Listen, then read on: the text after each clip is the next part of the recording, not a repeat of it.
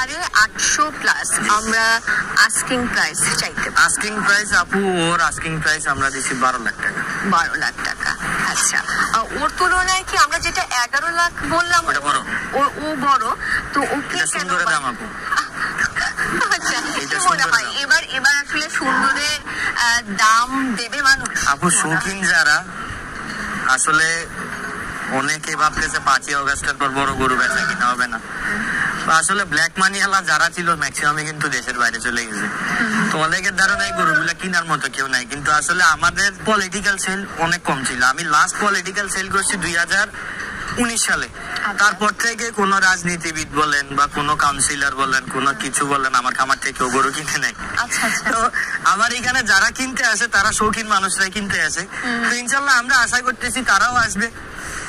গত বছরের থেকে আপনি দেখতে পান, গত বছর আমি এক একটা উলবাড়ির দাম কত করে দিয়েছিলাম।